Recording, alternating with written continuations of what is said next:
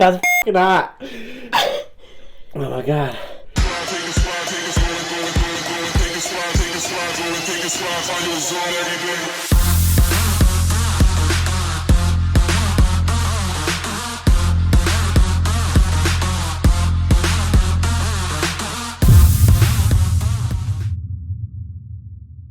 Hi, welcome to Spicy Ones. This is dj.lostax, owner of Lux Entertainment, White Claw enthusiast, DJ extraordinaire. Welcome to the show. Are you excited? I am. Thanks for having me, Abby. I'm pretty excited. Are you ready to get this started with the first wing? Yeah. Do you like spicy foods? I do. I'm not like, I wouldn't say like I'm a connoisseur of spicy things, but I mean, when I go to B-dubs, I do like to try to get the, the hottest wing sauces. So, I mean, yeah, I like spicy stuff. Okay, we'll see how you do today. All right, Ready? Let's go. So this is just Frank's wing sauce. Yep, just a classic. What inspired you to become a DJ? When you think back, what would you say your biggest influence would be? What inspired me? I think I've just always kind of been into music. As far as influences go, one of my good friends, a couple of my good friends actually were DJs. One of them was a couple years older than me. The other one was my age. So those two, I guess, back then were definitely the biggest influences on why I kind of became a DJ, and just the fact that I just really enjoy music. So that's great. What would you say your biggest influencer is in the past and today? Today, I guess my biggest influencers would definitely be, I just say some of the industry leaders. Joe Bunn, Jason Jani, Chris Hentz, Justin Reed. The list goes on. There's a ton of guys that are big into the industry, and they're wealth of knowledge, and they're definitely willing to just kind of be very open-minded and very open with their businesses and how they operate, and to help other companies grow. So that's great. You ready to move on? Let's do it. This one's just sriracha, so not too bad. So how'd you come up with the name Lostax? That's a funny one. So my original DJ name was DJ LS, just my initials, right? Mm-hmm. Well, everyone would always ask me, what does LS stand for, right? I would say, oh, it's Logan Smith. Well, I had some friends that thought it'd be funny to, instead of say that my name was Logan Smith, they'd say that it stands for Lostax because he's broke and he's always asking for free shots and free drinks and stuff like that. So that's kind of how it started, because literally I was the guy that would get on the microphone and be like, hey, bring the DJ a shot. And they started calling me Lostax. It stuck to the point where I literally couldn't avoid it. It was permanent. It's a good name. Catchy. It's catchy. Some people don't know how to read it right. A lot of times they'll read it and they'll say, what's Lostax? But then I explain to them, no, it's Lostax. So. Interesting. You ready for the next one? Yeah. A little bump up in the spice train.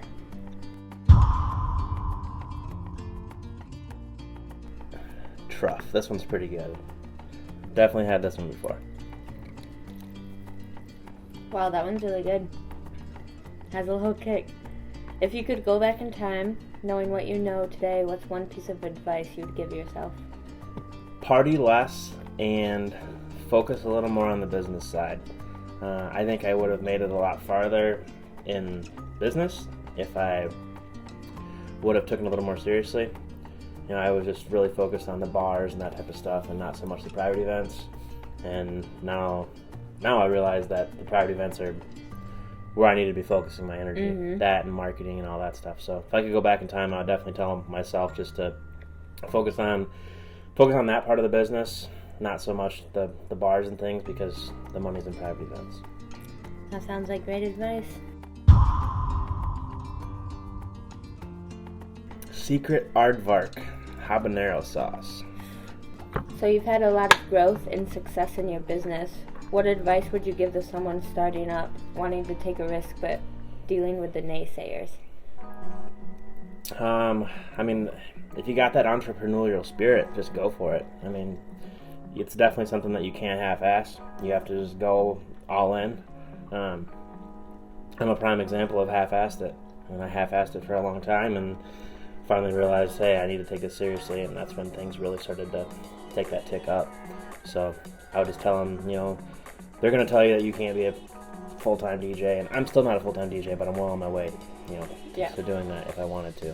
So I would just say, go for it, but don't quit your day job until you're at least making enough money to support yourself. So basically, go all in. Yep. Can you feel the heat? Starting to nose her in a little bit.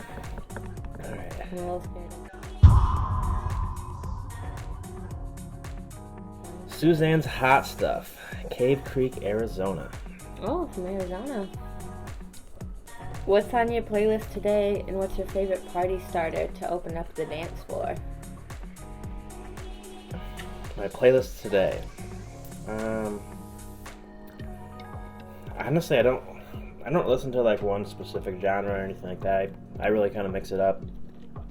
I do a lot of, I'll say, hey Siri, play me some Usher, or play me this artist, and I kind of just go with whatever playlist Spotify or whoever creates for me. Listen to the today's top hits and that type of stuff, but I'd say mainly I really drift back to my teen years, which was be like the early 2000s. Listen to a lot of that stuff. As far as party starters go, at a wedding or private event, I like to try to set myself apart as a business, but at the same time, I feel like as far as the party starters go, you almost have to stick with something that people really know. Mainstream. Yeah. So a lot of, like right now, Bruno Mars or Justin Timberlake, or songs that people definitely know. One that I use a lot is "This Is How We Do It." That's a classic that kind of it bridges all generations, so to speak. That's one that I use quite often. That's good. I liked this hot sauce. It had a lot of kick, but I liked the flavor of it a lot. Yeah, it's kind of like garlicky but hot. Yeah, that one was really good. I think it's my favorite so far. Okay, ready for the next one? Let's do it.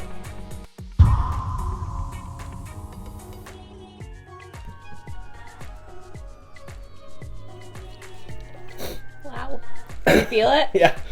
It's getting progressively hotter. I don't know if it's just like a combo effect here or what, but we're adding on. It's getting hotter. Okay. What is the worst thing that's ever happened to you at a gig? Oh gosh. Let's see. I've had a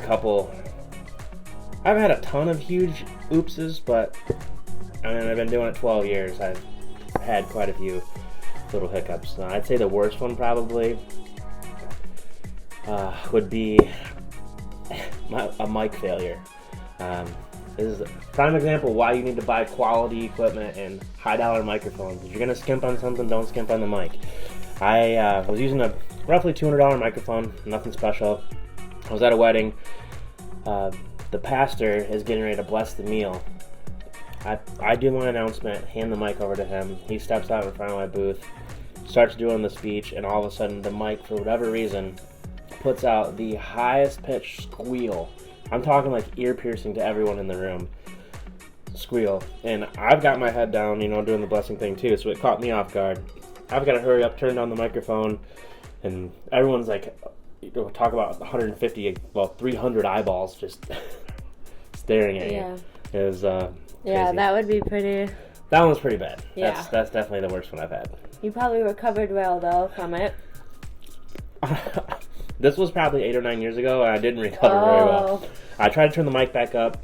It started squealing again. I ended up grabbing a wired microphone out of my bag, ran the wire real quick, gave it to him, let him finish it. But it was rough. I got rid of that microphone literally after that event, and I've not had a cheap one since. So. Live and you learn. Yeah, no turning back.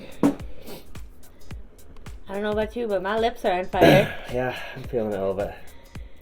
4 more to go.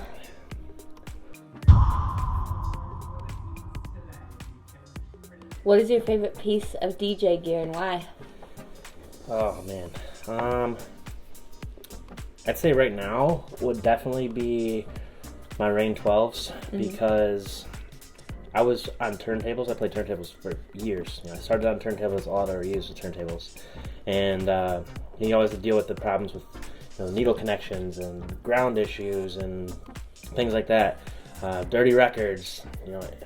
The list is endless. If the floor is not stable enough in a room and it bounces, your needle bounces. And with the 12s, you don't have that problem. They just work. There's no needles. There's no delay. They work great. That's definitely probably my favorite piece of gear I've bought in the last couple of years for sure. Ready for the 7th one? Should be 8, I think. Oh, the 8th one? Yep, can't count. I'll get the sinuses going. Wow, that hit later. The taste was good, then the heat hit. Okay. If you could spend an hour with anyone dead or alive, who would it be? Do you mean like personal life or DJ life or either or? I would say up to you. A celebrity or a famous DJ, a past influence. Alright, if we're going to talk DJ, I would say DJ AM. That dude, when I was younger, a huge influence, and died way too young. Very unfortunate. I mean, he was a pioneer in the industry, and it's definitely sent shockwaves through the whole industry. And I mean, just an hour with him, because a lot of the things that people are doing today definitely began because of him. So wow. Well, this is where we jump in the Scoville units a lot. A little bit here. Yep.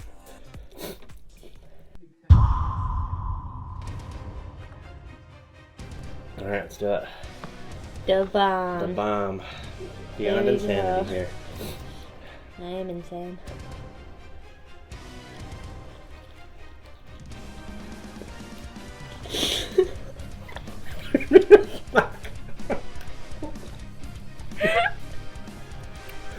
Oh gosh! You got a napkin there somewhere.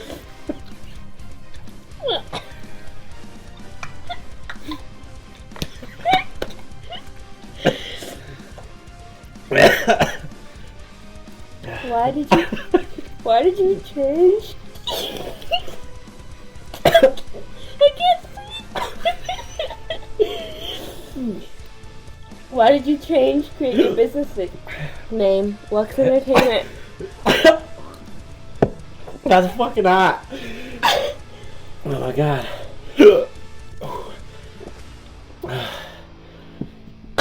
Oh, my ears are ringing.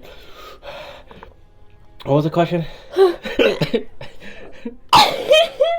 Why did you create Lux Entertainment?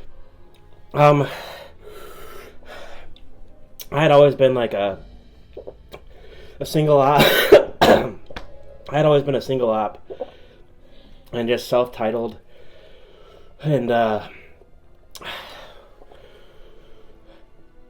wow. A napkin, maybe. So I had always been. Oh crap! Careful with your eyes. So my mouth has never been. I'd always been a single op until last year. I went to this Midwest DJs Live in Milwaukee, and there I met a guy named Chris Hentz. I showed him my business card. I was super proud of it. He nicely critiqued it and said that I should highly consider changing my name. Either change my DJ name or change my business name, because at that time I was going as LoStax Entertainment. And he made a good point. He just said, nobody wants to work for a self-titled DJ company, or they're less likely to want to. And the name LoStax just sounds cheap. So, like a low stack of money. Yeah, exactly. So I spent a bunch of time and energy. My girlfriend Shayna and we came up with about 5 different options, and we ended up going with Lux Entertainment. And something that's kind of unique about Lux Entertainment is it starts with an L, ends with an X, just like Lostax does. So they kind of intertwine that way. All right.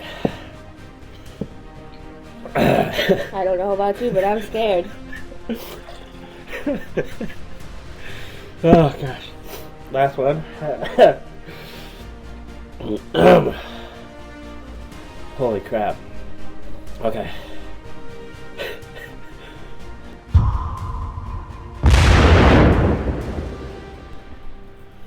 I'm gonna die. Alright, cheers. Last one. I'm not gonna.